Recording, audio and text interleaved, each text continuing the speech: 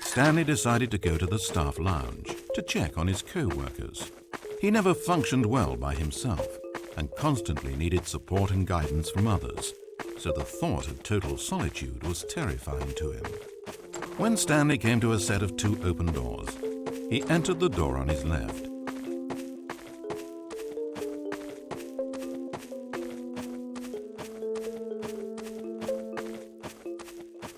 As Stanley entered the lounge, he was horrified to find not a single person here. He decided he would walk up to see his boss, hoping that he would find an answer there.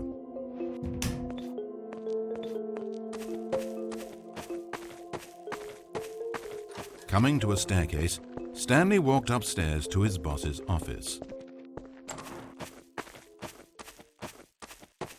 Entering his manager's office, Stanley was once again stunned to discover not an indication of any human life. It was at this point that he began to feel dizzy and a little sick, and even thought he might pass. Yet incredibly, by simply pushing random buttons on the keypad, Stanley happened to input the correct code by sheer luck. Amazing. As he drew deeper into the bowels of the building, Stanley had no idea where he was or what this place held.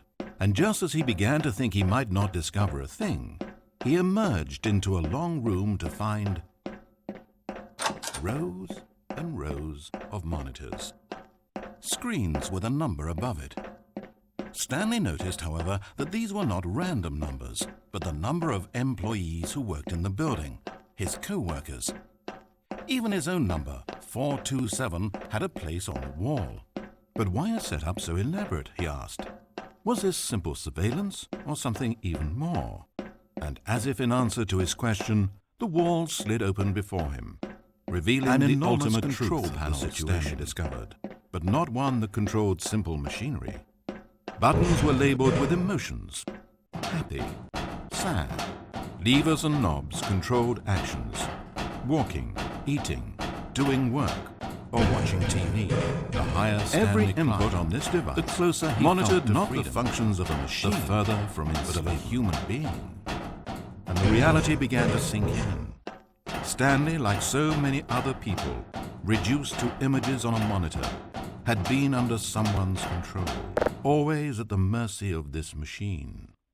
Could this have been the only reason Stanley, number 427 you didn't just activate the controls, did you? That a machine after it kept you enslaved all these years, you go and you try to take control of the machine for yourself. Is that what you wanted? And at the peak of his control, anger, something happened. Stanley, the spark. Stanley looked up. I applaud your effort, I really do. But you need to understand, there's only so much that machine can do. You were meant to let it go, turn the controls off and leave. Stanley, if you want to throw my story off track, you're going to have to do better than that. Towards the rafters. I'm afraid you don't have nearly the power you think you have. For example, and I believe you'll find this pertinent, Stanley suddenly realized that he had just initiated the network's emergency detonation system.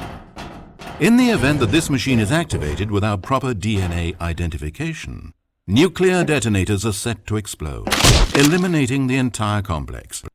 How long until detonation then?